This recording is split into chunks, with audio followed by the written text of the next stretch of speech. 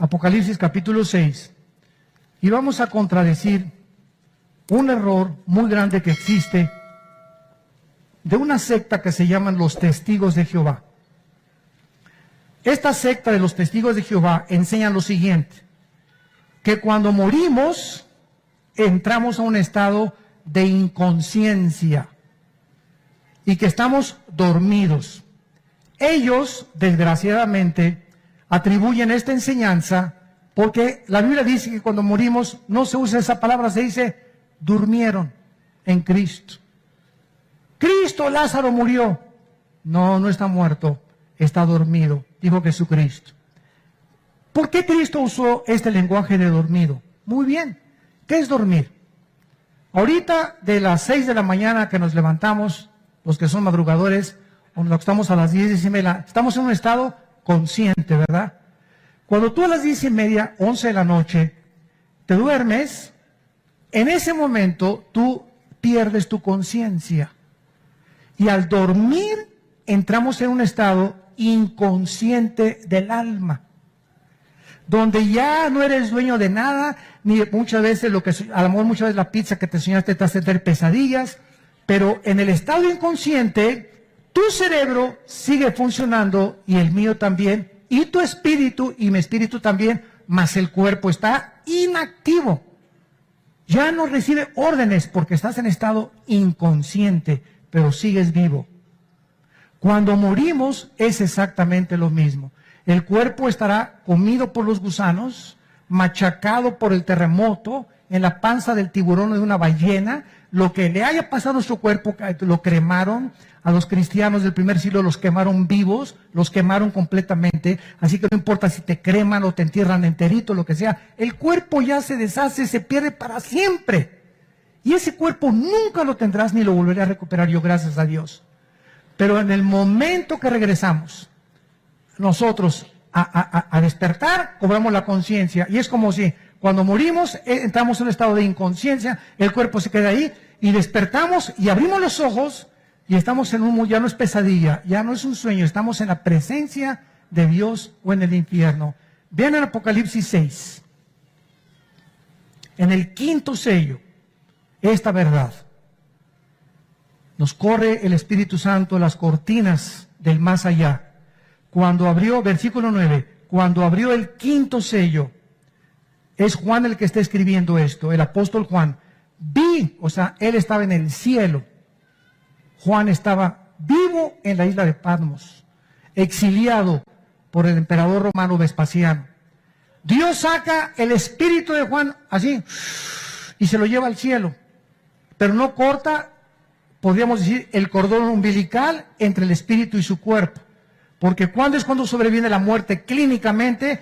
Dicen los médicos que cuando dejamos de respirar o cuando el cerebro ya no funciona.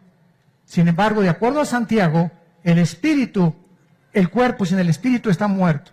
De acuerdo a la Biblia, es hasta que el espíritu se separa del cuerpo cuando sobreviene nuestra muerte. Pero aquí Dios no mata a Juan, sino que vivo se saca su espíritu y se lo lleva al cielo para que escribe el Apocalipsis. Y allí en el cielo Juan, vean lo que dice Juan, vi bajo el altar. ¿Cuál es el altar? ¿Cuál es el altar? La cruz. La cruz. ¿Sabían ustedes qué significa la palabra altar? Significa, apúntalo, el lugar del sacrificio. Y el altar, la cruz del Calvario, fue el lugar donde el más grande sacrificio de toda la humanidad y de toda la eternidad y de la historia, Dios hizo nuestro lugar al pagar por nuestros pecados con la sangre de Jesucristo. Y ahora he oído muchas veces, ¿verdad? Vengan al altar y le llaman a esto el altar. Vengan al altar, hincarse aquí a orar en muchos lados. ¡Qué barbaridad! ¿Cómo puede ser esto el altar? El altar ahora lo tenemos aquí adentro. Aquí está el altar ahora, dentro de nosotros. Porque aquí es donde hacemos el sacrificio, ya no de cosas muertas, dice Romanos 12:1, sino sacrificios vivos. Dios quiere el sacrificio de tu vida, de tu egoísmo, de tus intereses. Ese es el altar que Dios está buscando. Pero ahí en el cielo, ¿quién significa esto? estaban bajo la cruz todos aquellos que habían muerto por causa de ser fieles hasta la muerte a Jesucristo. Vi bajo el altar las almas de los que habían sido muertos por causa de la palabra de Dios y por el testimonio que tenían. Y los que están en el cielo siguen hablando. En el cielo va a haber transmisión de las ondas del sonido todavía. Si tú vas a la luna o a Marte, necesitas una escafandra, un aparato especial para comunicarte. ¡Hey! ¿Me oyes, Pepe? No te oigo, pero me pongo el aparato y porque no se transmite el sonido saliendo de la atmósfera. Ahorita, ¿por qué me escuchan? Porque el espectro electromagnético que rodea el planeta Tierra hace posible las comunicaciones. Saliendo de la atmósfera ya no hay comunicación, ya no se puede transmitir el sonido. Necesitamos aparatos especiales. Pero en el cielo, las almas de tu abuelita que está allá ahorita, de tu tío, de tu hijo, de mi padre, están hablando. Escuchen con quién están platicando. No con Walter Mercado, por el amor de Dios. Ni con el brujo, ni con el Maharashi, ni con el Dalai Lama, ni con ninguno de los más grandes hombres que tú me consideres como un santo, ni con Demóstenes, ni con Confucio, ni con Mahatma Gandhi, ni con nadie. Estaban platicando con Dios. Y le siguen en el cielo haciendo preguntas a Dios. ¿Hasta cuándo, Señor? Santo y verdadero, no juzga nuestra sangre en los que moran en la tierra. Allá en el cielo, las almas están platicando con Dios y los siguen cuestionando. Y dinos esto, y contéstanos aquello. ¿Y cuándo se acaban las guerras, Señor? ¿Cuándo se acaba ya la violencia en el mundo? ¿Hasta cuándo vas a permitir tantas injusticias allá abajo en el planeta de donde venimos todos nosotros? Ahí estas almas se encuentran antes de la resurrección de los muertos y antes de la segunda venida de Cristo, y eso será el tema de la próxima clase.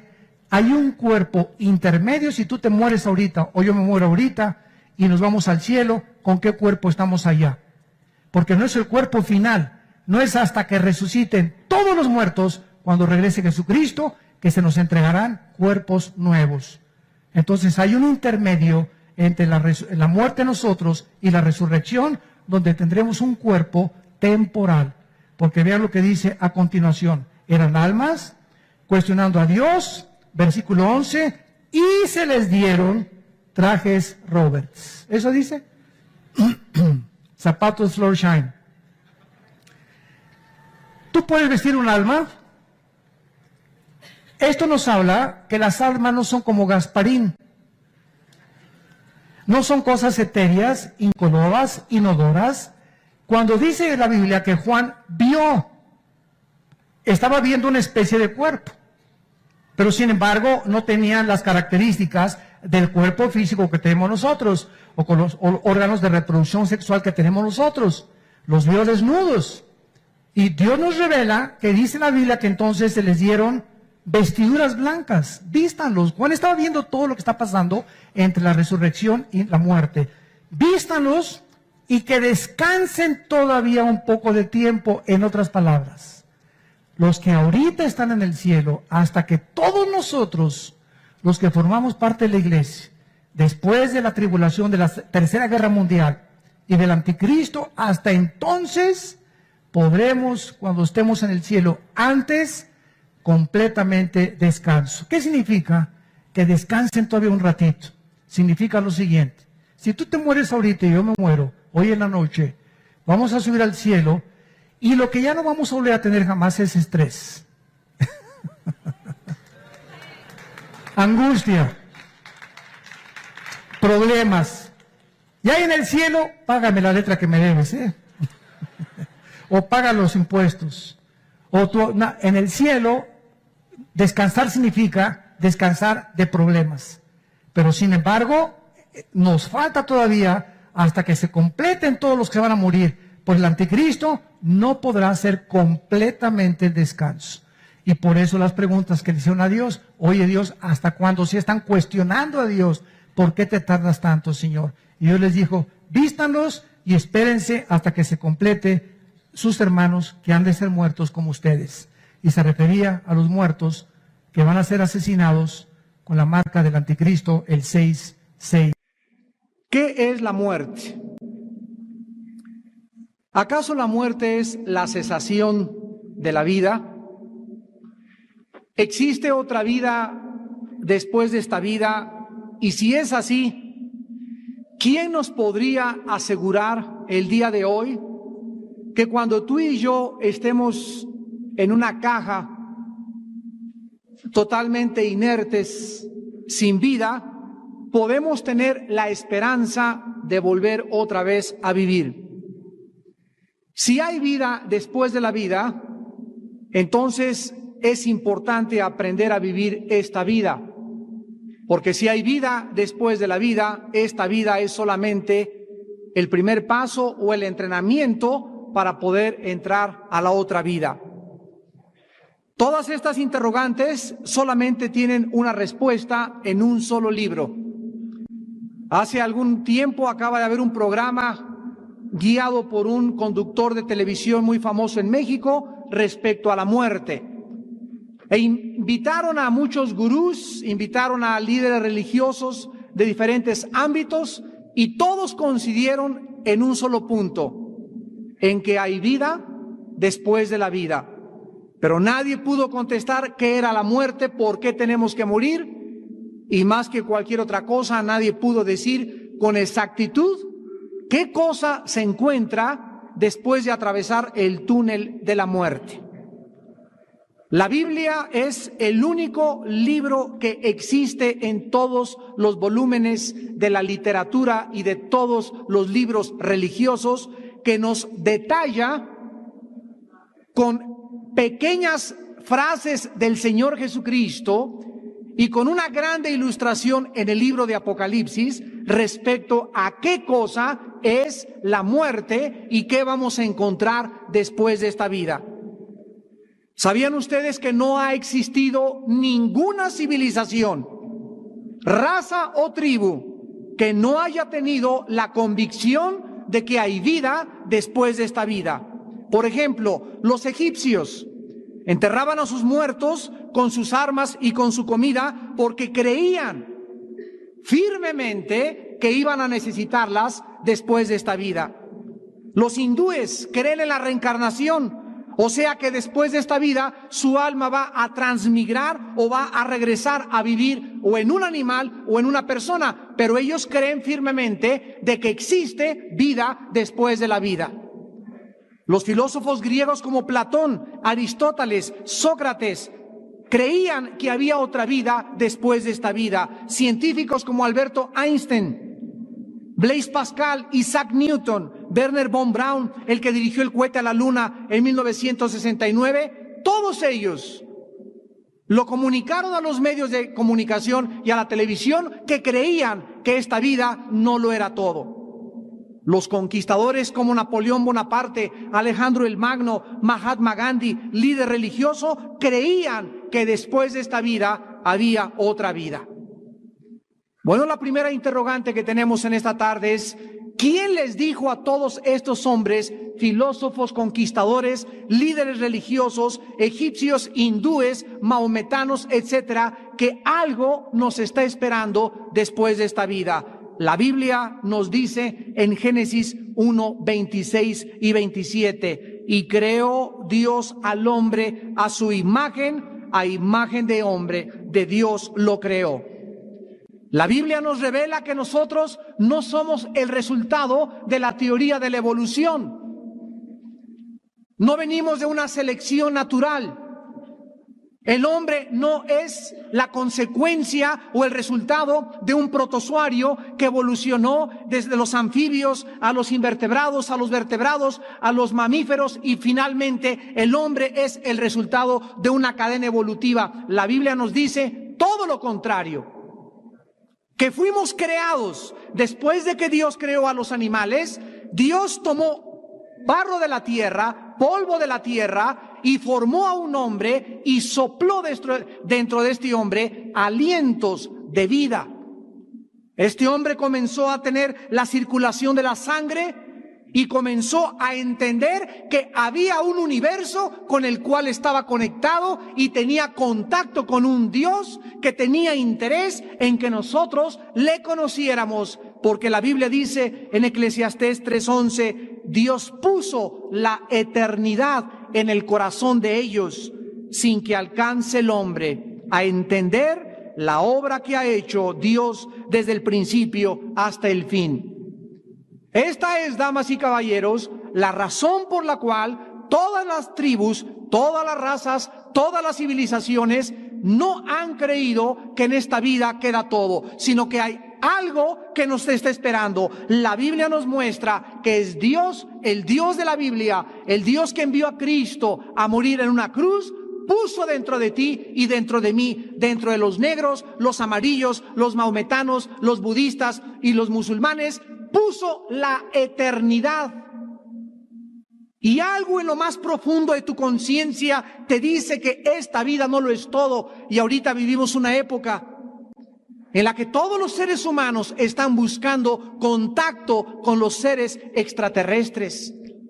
Que alguien venga de otra civilización y nos salve, que alguien impida la Tercera Guerra Mundial, que alguien nos diga que hay otra esperanza por otras galaxias, porque el hombre trasciende esta vida por la eternidad en su corazón. Pero a pesar de que todos llevamos esta seguridad de la otra vida, millones de ustedes viven la vida como si esta vida fuera todo absolutamente y como si esta fuera a durante toda la eternidad. Muchos de ustedes viven totalmente despreocupados de su destino eterno y del juicio final que la Biblia dice que cada uno de nosotros tendremos algún día que enfrentar. Vamos a comenzar en esta tarde describiendo a la luz de la Biblia qué es la vida. ¿De qué manera la Biblia describe qué cosa es la Biblia? Y la Biblia usa principalmente 3 ilustraciones para ilustrar la brevedad, lo corto que es la vida terrenal. Primera de Pedro 1, 24 y 25, Pedro escribió, porque toda la carne es como la hierba, toda la gloria del hombre como la flor de la hierba. La hierba se seca y la flor se cae, mas la palabra de Dios permanece para siempre. La Biblia nos dice que la vida es como una planta que sale y que florece al atardecer y en la tarde se seca. Así es tu vida y así es mi vida. Naciste y comienzas a crecer hasta alcanzar el máximo a los 33 años. De los 33 años de edad comienza el ser humano a decaer, a decaer, a decaer, a decaer. Regresamos otra vez a la niñez. A los viejitos se les tiene que ayudar como a los niños, darles de comer como a los niños. Nacimos de un punto, regresamos al mismo ciclo y alcanzaste la gloria, fuiste famoso, fuiste poderoso, fuiste bella, fuiste guapo. Todo absolutamente tiene que acabarse. Se tiene que podrir, se tiene que desgastar, se tiene que finiquitar, porque la Biblia nos muestra que la vida tiene una final y una corta duración. En el Salmo 39, del 5 al 6, dice la Biblia: he aquí diste a mis días término corto. Mi edad es como nada delante de ti. Ciertamente es completa vanidad todo hombre que vive. Ciertamente como una sombra es el hombre. Ciertamente en vano se afana, amontona riquezas y no sabe quién la recogerá. La Biblia dice que cuando el ser humano crece y comienza la vida, le preocupa solo hacer dinero. Le preocupa alcanzar un puesto o un poder. Y comienza a meterle a la cuenta del banco y se enriquece y llega a través de muchos fraudes y de muchos engaños y de muchos robos a guardar su dinero y no sabe que al llegar a los 60, 65, 70, 80 años de edad, si no es capturado por la justicia humana, algún día le dará cuentas a Dios y todo aquello que él juntó, todo el nombre que se hizo, toda la reputación que trató de construir a su alrededor, ¿de qué le sirvió? Santiago 4, versículo 14, dice la Biblia que la vida es como el vapor, es como la neblina que se aparece por un poco de tiempo y luego se desvanece.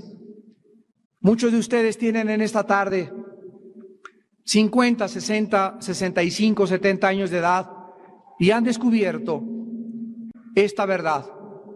Te ves en el espejo, ves a tus nietos y a tus mismos hijos crecer y te das cuenta qué rápido pasó la vida. Nos damos cuenta que apareció de repente y te vienen ahorita a la memoria tus días en la escuela, en la primaria, en el kinder. Cuando estabas en la secundaria, cuando estabas en la preparatoria, cuando tenías 25, 30, 40, 50 años de edad y todo pasó con una velocidad tan rápido que comienzas a adquirir conciencia que verdaderamente perdiste el tiempo en algo que Dios te dio y que muy pronto te va a pedir cuentas. Los jóvenes llegan a los 15, 18 años de edad y creen que van a vivir eternamente. Cuando comienzan a fumar los jóvenes, cuando comienzan a ingerir alcohol, cuando comienzan a drogarse, cuando las muchachas se comienzan a acostar y a tener relaciones sexuales con cualquier muchacho, nunca se imaginan, nunca saben el peligro que tendrá y el futuro que les espera y la forma como marcarán sus vidas por muchos años porque no quisieron en su juventud acordarse de su Creador. Acuérdate de tu Creador, dice la Biblia, en los días de tu juventud, antes que vengan, ¿qué cosa? Días malos. Antes que llegues a los 30, 35, 40, 50 años de edad y digas, ya no encuentro contentamiento. La época más gloriosa del ser humano, la época más maravillosa que el ser humano tiene es cuando el ser humano es joven, antes de los 30 años de edad, donde todas tus decisiones, todas tus metas, lo que tú creas, lo que tú recibas en tu vida, determinará para siempre lo que tú algún día has de hacer. Todos hemos nacido para morir algún día y todos, dice la Biblia, después de la muerte seremos juzgados. Nuestra vida no está en nuestras manos. Tú no escogiste nacer, ni tampoco vas a escoger morir. No tienes control sobre el día de tu muerte, como tampoco del día del nacimiento. Dice la Biblia en Hebreos 9:27, porque está establecido a los hombres que mueran una sola vez y después de esto el juicio. Hechos 17, del 30 al 31, Dios manda ahora a todos los hombres en todo lugar que se arrepientan, por cuanto ha establecido un día en el cual juzgará al mundo con justicia por aquel varón a quien designó, dando fe a todos con haberle levantado de los muertos. Dios te dice que no es una opción arrepentirte. Dios te manda en esta tarde a que te arrepientas de tus pecados, a que consideres dónde vas a pasar la eternidad, a que te des cuenta que si hay otra vida después de esta vida, tienes en esta vida que prepararte para el día del juicio. Cristo murió en una cruz hace 2000 años para pagar por tus pecados. Cristo abrió sus brazos en una cruz para que tú pudieras tener la vida eterna. Tú necesitas a Cristo en esta tarde. Tú necesitas arrepentirte de tus pecados. Tú necesitas venir y hacer la paz con Dios hoy que tu corazón está preparado por el Espíritu Santo. Otra pregunta que tenemos que contestar es ¿por qué tenemos que morir? ¿Por qué no podemos seguir viviendo eternamente? ¿Por qué envejecemos? ¿Dónde y por qué se originó la muerte? La Biblia nos dice en Génesis 2, 16 al 17, que Dios al crear al hombre le dio una orden. No lo hizo perfecto al hombre en el sentido de que él podía algún día convertirse en un Dios. La Biblia nos recuerda que el ser humano nunca alcanzará la deidad, ni nunca seremos divinos. Solo Dios es Dios, el Hijo es Dios y el Espíritu Santo es Dios. Pero tú y yo jamás alcanzaremos, ni llegaremos a ser como dioses, ni no hay nadie que sea un Dios en esta tarde, ni en ninguna parte del mundo, porque simplemente tú naciste y yo nací, tú fuiste creado y yo fui creado, y Dios es el único que no tiene principio ni tiene fin. Dios le dijo a Adán, puedes comer de cualquier árbol, pero del árbol de la ciencia y del bien y del mal no comerás, porque el día que tú comas de él, ciertamente morirás. Dios no nos creó como un robot. Adán pudo haber sido creado como un robot con una tendencia y una capacidad instintiva a decirle a Dios, te amo, te amo, te amo. Pero Dios puso dentro de nosotros, dice la Biblia, la libertad y la capacidad de escoger entre el bien y entre el mal. Los animales no tienen esta capacidad. Los animales son creados por instintos. Pero tú y yo somos seres morales, responsables delante de Dios. Y la Biblia dice que algún día tendremos que darle respuesta a Dios de todas las decisiones morales que tú y yo tomamos en esta vida. Dice la Biblia que en ese momento Adán rechazó el mandamiento de Dios y le desobedeció. Romanos 5:12 dice el apóstol Pablo, porque así como el pecado entró por un hombre y por el hombre la muerte, así la muerte pasó a todos los hombres por cuanto todos pecaron. ¿Por qué tenemos que morir? Porque hemos heredado una maldición.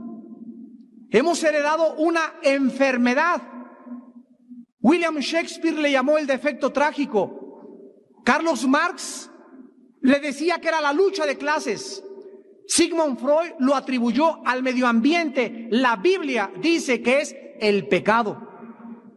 Aunque la gente lo quiera rebautizar, es el pecado, una maldición, una tendencia autodestructiva con la cual tú y yo nacimos. Y esta tendencia al pecado es lo que nos hace que algún día tengamos que morir. Es el pecado. Al entrar al universo de Dios, lo que comenzó e inició la descomposición, la putrefacción y lo que comprueba la primera y la segunda ley de las termodinámicas. Todo se echa a perder, todo se pudre, todo se descompone, todo se tiene que acabar. Los edificios se desgastan, el fierro se oxida, las plantas se marchitan y nosotros tenemos que morir. La Biblia le llama la ley del pecado y de la muerte. Ahora bien, cuando el ser humano se rebela contra Dios, el ser humano comienza a morir, pero la Biblia dice que hay 3 clases de muerte. Somos un espíritu, tenemos un alma y vivimos dentro de un cuerpo. Cuando el ser humano se rebela ante Dios, el ser humano, en primer lugar, muere espiritualmente hacia Dios. Dice Efesios 2:1 que estábamos muertos en delitos y en pecados. En otras palabras, tú y yo nacimos con un alma y con un espíritu, con un alma y con un cuerpo, pero el espíritu murió en el momento que Adán se rebeló contra Dios. Y el espíritu es la parte a través de la cual se comunica con el ser humano, Juan 4:24, porque Dios es espíritu. Y los que le adoran, es necesario que le adoren en espíritu. Entonces hemos muerto con el foco fundido. No tenemos capacidad para conocer a Dios. No hay justo ni aun uno. No hay quien busque, no hay quien entienda. No hay temor de Dios delante de ningún ser humano. Después el ser humano comenzó a morir, en segundo lugar, físicamente. El cuerpo de Adán comenzó a desgastarse. El envejecimiento es la muerte celular, clínicamente hablando, del ser humano. Y además el ser humano, en tercer lugar, muere eternamente, o sea, se separa eternamente de su Creador. Esta es la razón por la cual nosotros inventamos las religiones. ¿Qué cosas son las religiones? El esfuerzo y el intento del ser humano para poder encontrarse con Dios a través de 2 cosas, las buenas obras y los sacrificios. La Biblia nos revela que Caín inició la religión cuando se acercó a Dios y le ofreció algo que Dios no le había pedido, el resultado del sudor de sus propios esfuerzos. Pero viene la Biblia a través de Jesucristo y nos revela que la salvación no es a través de la religión. No se puede llegar al cielo a través de ninguna religión. Se llega al cielo a través de un hombre, y este hombre es Jesús de Nazaret. ¿Qué cosa te estoy tratando de decir? Que tú puedes ser católico e irte al infierno. Tú puedes ser protestante y condenarte eternamente. Tú puedes ser mormón y condenarte. Puedes ser testigo de Jehová y condenarte. Puedes ser bautista e irte al infierno. No es la organización a la que perteneces o la religión donde tú te encuentras la que te va a salvar. El que te salva es Jesucristo. Y esta es la razón por la cual hay tantas sectas y tantos programas de televisión, porque no se ponen de acuerdo. Unos dicen, los mormones son los que te salvan, la luz del mundo te salva, el católico te salva, fuera de Roma no hay salvación, los protestantes te salvan, porque toda esta gente no conoce la palabra de Dios. No son los hombres, ni los iluminados, ni los gurús los que nos salvan, es la sangre de Jesucristo. Dice Hebreos 9:22, sin derramamiento de sangre no hay remisión de pecados. El ser humano no conoce la Biblia. El ser humano está ciego ante la Biblia y entonces es engañado fácilmente por cualquier persona.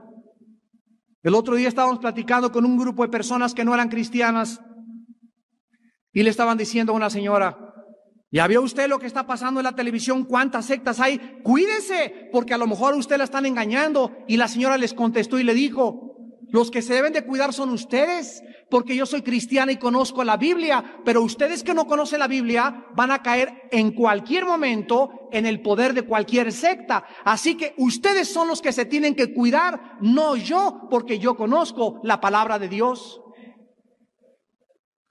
Y muchos de ustedes van a ser engañados precisamente por eso, por no recibir a Cristo en sus vidas, por no tomar a Dios en serio y por no dedicar tiempo al estudio sistemático y metódico de la santa palabra de Dios.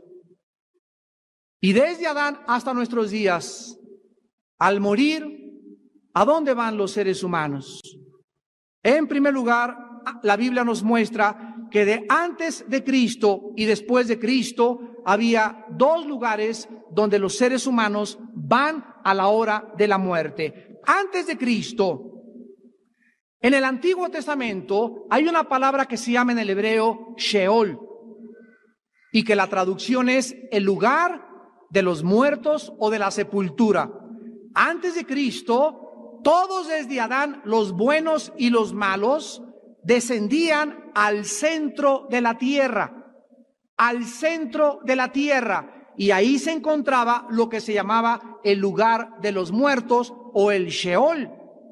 El Señor Jesucristo, en Lucas 16, 19 al 31, nos cuenta una historia que no es una parábola, es una historia auténticamente y genuinamente verdadera y real. Y Cristo le dice a los discípulos, había un hombre rico y había un hombre pobre. El rico comía cabrito y vinos franceses y todo aquí, cochinita pibil y papazules, y el pobre hombre ahí, mendigo, estaba esperando que el rico le aventara las migajas de su mesa para poder saciarse y alimentarse porque se moría de hambre. Aquí estaba el rico y aquí estaba el pobre en esta vida, y Jesucristo dijo, y vino la hora de la muerte. Los dos murieron y entonces los ángeles bajaron y al mendigo se lo llevaron los ángeles a la presencia de Dios y el rico bajó al Hades. La palabra Hades es la transliteración de la palabra hebrea Sheol. Entonces Jesucristo viene y nos revela lo que en el Antiguo Testamento nadie conocía, que ese lugar de los muertos, antes de que Él muriera, estaba dividido en dos partes. Y Jesucristo dijo que en una parte estaban los buenos, los justos, y se llamaba el paraíso o el seno de Abraham. Y en el otro lado estaba lo que se llama en el griego el Gena, que se tradujo infierno, donde había llamas, donde Cristo dice que los muertos estaban conscientes. Uno de ellos le dijo a otro que le estaba gritando, deja que vaya allá a mi casa a la Buenavista y le diga a mis papás y a mis hermanos que es verdad, que estoy atormentado aquí en esta llama de fuego. Ten misericordia de mí, Padre Abraham, y sácame de este tormento. Cristo nos revela que los muertos en el infierno se acuerdan lo que hicieron, sufren y tienen las ganas de arrepentirse, ahora sí, y de salir del infierno y contarle a sus familiares que vivan en esta vida una vida justa y piadosa, porque después de esta vida no hay más que dos lugares, el infierno o el cielo. Cuando Jesucristo murió en la cruz del Calvario, la Biblia dice en Hechos 2:27 que había una profecía que decía que el Santo de Dios no vería corrupción, ni su alma se quedaría en el Hades.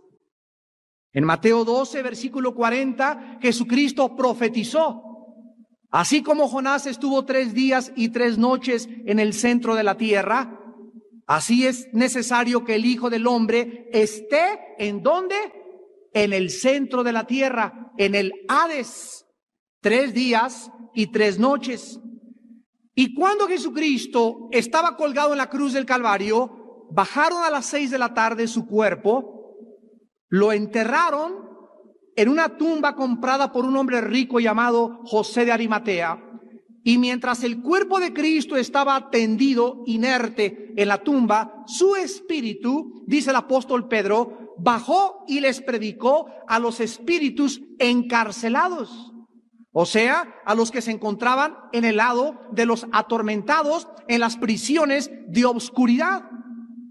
Y cuando Jesucristo regresa a los 3 días y los apóstoles se acercan a la tumba y encuentran la piedra movida y el sudario con el cual lo enterraron estaba doblado a los pies de Cristo, un ángel se aparece y le dice a 2 mujeres: ¿por qué buscáis entre los muertos aquel que vive por los siglos de los siglos?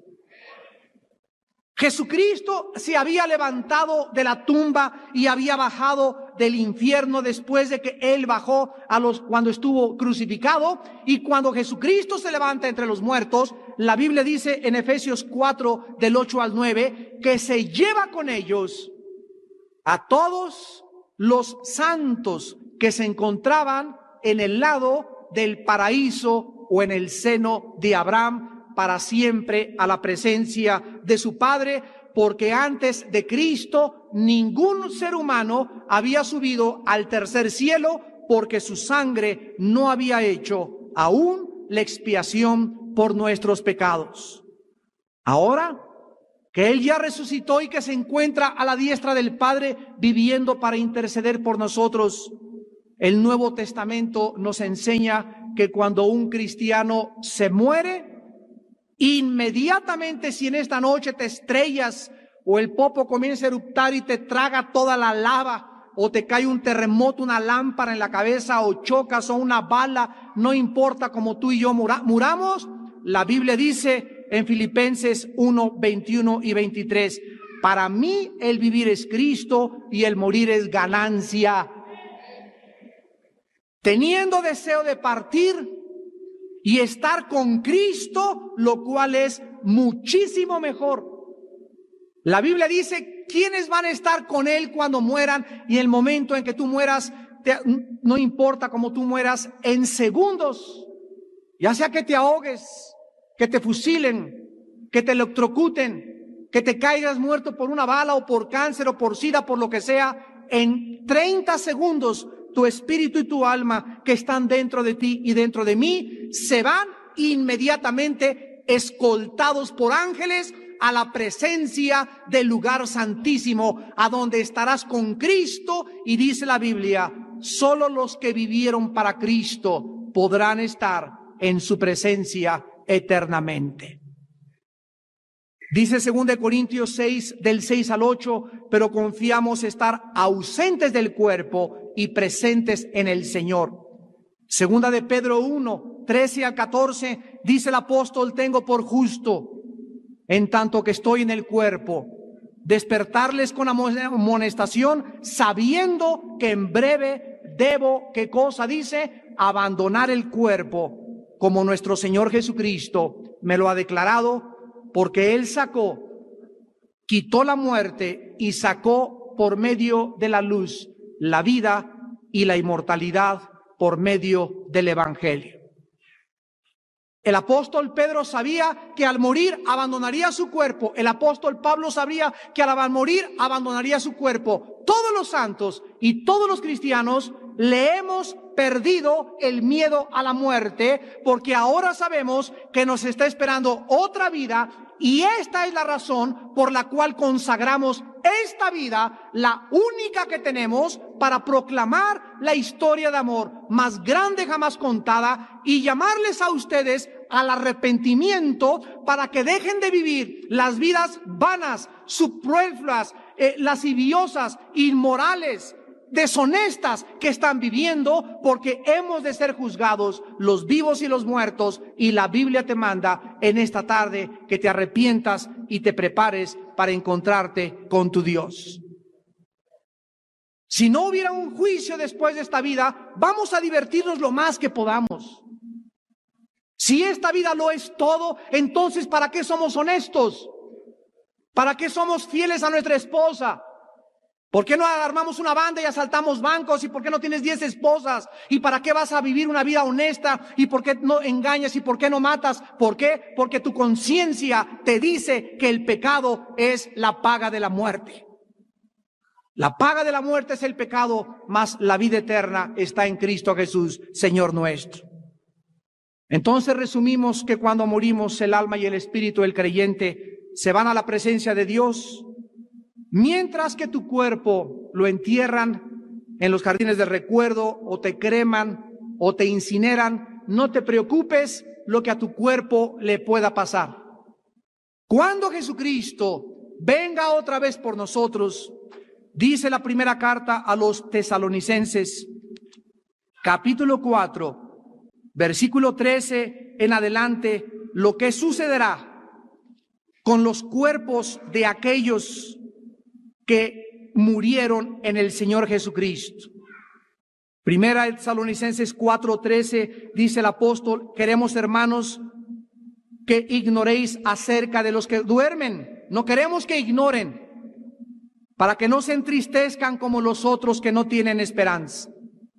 Porque si creemos que Jesús murió y resucitó, así también traerá Dios con Jesús a los que durmieron en él. Por lo cual les decimos esto en palabra del Señor, que nosotros que vivimos, que habremos quedado hasta la venida del Señor, no precederemos a los que durmieron. Porque el Señor mismo, con voz de mando, con voz de arcángel y con trompeta de Dios, descenderá del cielo, y los muertos en Cristo resucitarán primero. Luego nosotros, los que vivimos, los que hayamos quedado, seremos arrebatados juntamente con ellos en las nubes para recibir al Señor en el aire, y así estaremos siempre con el Señor. Entonces, vamos por orden. Tú mueres hoy en la noche y tienes a Cristo en tu corazón. Te entierran, tu alma y tu espíritu se va con Él al cielo. Cuando Él venga, dice la Biblia que tu cuerpo va a resucitar. Y Él va a venir, ¿con qué cosa va a traer? Dice aquí este pasaje, que Dios traerá con Jesús a los que durmieron en Él. Traerá tu alma y tu espíritu, y en el aire te vas a encontrar con tu cuerpo y con tu alma, pero con un cuerpo totalmente glorificado, con las características del cuerpo que Jesucristo tuvo cuando resucitó. Dice en Filipenses capítulo 3, versículo 20 y 21, mas nuestra ciudadanía está en los cielos, de donde también esperamos al Salvador, al Señor Jesucristo. Escuchen, el cual transformará el cuerpo de la humillación nuestra para que sea semejante al cuerpo de la gloria suya, por el poder con el cual puede también sujetar a sí mismo todas las cosas. ¿Cómo va a ser tu cuerpo cuando resucites y mi cuerpo cuando resucite los que tenemos a Cristo? La Biblia dice que cuando Cristo resucitó, atravesó las paredes y le dijo a los discípulos: la paz sea con ustedes. Y abrió sus manos y le dijo a Tomás: tócame y mete tu mano a mi costado, porque un espíritu no tiene carne ni huesos como yo tengo. Tomás caminó y se acercó al cuerpo de Cristo y le puso las manos en sus manos y metió su mano en su costado. Y cuando Tomás estaba tocando a Cristo, estaba tocando algo sólido. Las manos de Tomás no atravesaron el cuerpo de Cristo, no era un espíritu nada más, era algo sólido, pero ese cuerpo sólido podía también desmaterializarse y podía atravesar las paredes y desaparecer y volar y hacerse humo totalmente. La Biblia dice que cuando Cristo resucitó, en segundo lugar, tampoco tenía sangre. La última gota de su sangre, porque en la sangre está la vida, dice Levítico 17:11, ahí quedó al pie del altar, ahí quedó al pie de la cruz. Cuando Jesús resucitó, toda su sangre había quedado en este planeta derramada para pagar por tus pecados y por mis pecados. Y cuando tú y yo resucitemos, vamos a tener un cuerpo que se va a poder ir de un lugar al otro. Vamos a poder atravesar nuestra composición molecular, no será igual. Ya no estaremos sujetos al envejecimiento. Ya no habrá cáncer, ya no habrá SIDA, ya no habrá nadie que te cobre tus deudas. No habrá lágrimas, no habrá muerte. Seremos un cuerpo semejante al cuerpo de la gloria de Él cuando Él resucitó. Y esto es maravilloso porque esto es lo que nos muestra que aunque nuestro cuerpo exterior se va desgastando y cada día envejecemos y canas y arrugas, el interior, aquí por dentro, el hombre que creó Cristo, el nuevo hombre que nació desde que tú recibiste a Cristo, cada día se va renovando, cada día va creciendo en dimensiones indecibles y cada día estamos siendo transportados en el Espíritu a la presencia de Dios para poder entender que aunque nuestro cuerpo se desgaste, el interior se renueva día a día. Pero ¿qué cosa pasará con aquellos de ustedes que no quisieron recibir a Jesucristo? Que quisieron vivir para esta vida, que entregaron en esta vida todo. Mataste, defraudaste, fornicaste, tuviste 5 esposas, hijos regados por todos lados. Nunca te importó tu destino eterno. La Biblia dice en Apocalipsis capítulo 20, la forma en que Dios juzgará a aquellos que no quisieron hincar su rodilla delante de su Hijo Jesucristo. Y dice Apocalipsis 20, versículo 11, vi un gran trono blanco y al que estaba sentado en él, de delante del cual huyeron la tierra y el cielo y ningún lugar se encontró para ellos. Y vi a los muertos, grandes y pequeños. Aquí significa los poderosos y los reyes y los más humildes de esta vida. Y noten ustedes que la Biblia dice, los muertos estaban hincados, dice. La Biblia dice que estaban de pie. En el día del juicio ya no te podrás hincar. En el día del juicio ya no podrás decirle, ten misericordia de mí, pecador. En el día del juicio ya no podrás derramar lágrimas y pedirle perdón a Dios. Estarás de pie, porque se acabaron las oportunidades. Se cerraron las puertas de la salvación. Ahora es el día del juicio. Y tú vas en ese día a responderle a Dios lo que tú hiciste con Jesucristo. De pie para escuchar la sentencia final. Dice la Biblia, y entonces los libros fueron abiertos. Otro libro fue abierto, el cual es el libro de la vida. Y fueron juzgados los muertos por las cosas que estaban escritas en los libros según sus obras. Y el mar entregó los muertos que había en él, o sea, todos los que murieron ahogados saldrán del mar. La muerte y el Hades entregaron los muertos que había en ellos y fueron juzgados, cada uno según sus obras. Y la muerte y el Hades fueron lanzados al lago de fuego. Esta es la muerte segunda. Y el que no se halló inscrito en el libro de la vida fue lanzado al lago de fuego. Dice Apocalipsis 21, versículo 8, pero los cobardes e incrédulos, los abominables y homicidas, los fornicarios y hechiceros, los idólatras y todos los mentirosos tendrán su parte en el lago que arde con fuego y azufre, que es la muerte segunda. La Biblia dice que en el día del juicio tú serás condenado y los ángeles del Dios y los cristianos, dice 1 Corintios 6 del 1 al 2, estaremos ocupando las sillas del gran jurado del tribunal cósmico de Dios. Y ahí Dios te hablará y te dirá: Juan Camaney, pase para adelante.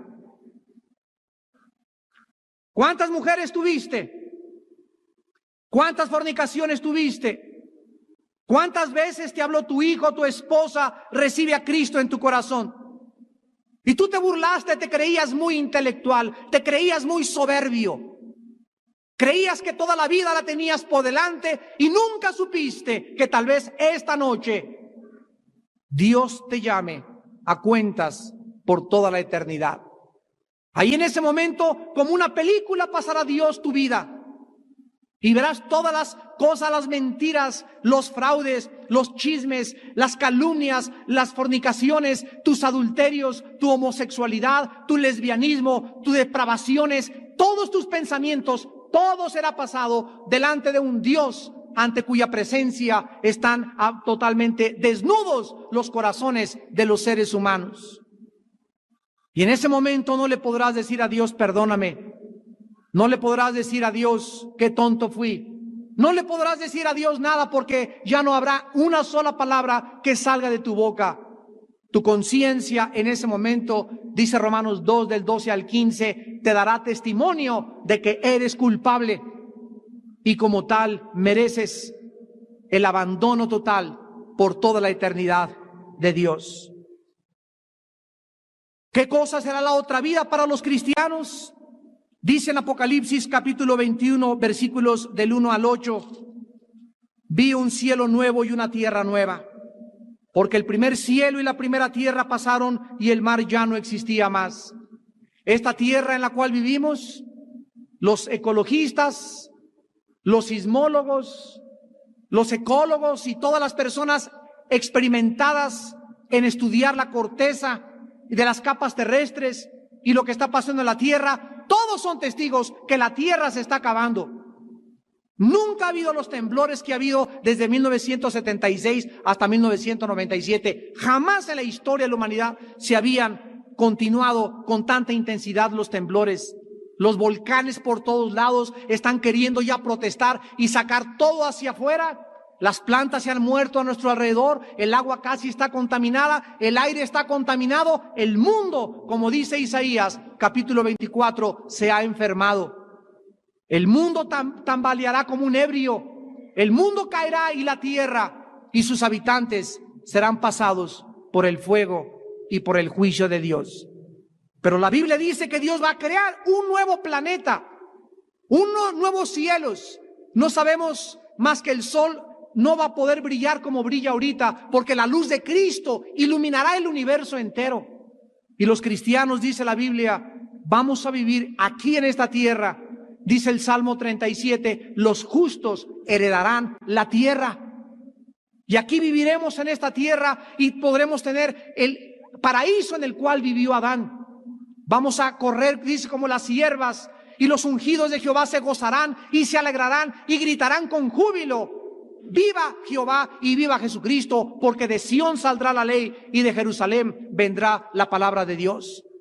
Y seremos apacentados por Jesucristo, estaremos en persona con Él. Podremos dar a luz a nuestros hijos y va a haber reproducción sexual, lo dice Isaías 66, y ya no va a haber maldición, porque las cosas primeras pasaron, he aquí todas son hechas nuevas. Esta es la esperanza que la Biblia nos da, y el Espíritu Santo en esta noche nos da testimonio que estas palabras son fieles y verdaderas. Y dice el versículo 2 de Apocalipsis 21, yo, Juan, vi la santa ciudad, la nueva Jerusalén, descender del cielo de Dios, dispuesta como una esposa ataviada para su marido. Y oí una gran voz del cielo que decía, he aquí el tabernáculo de Dios con los hombres.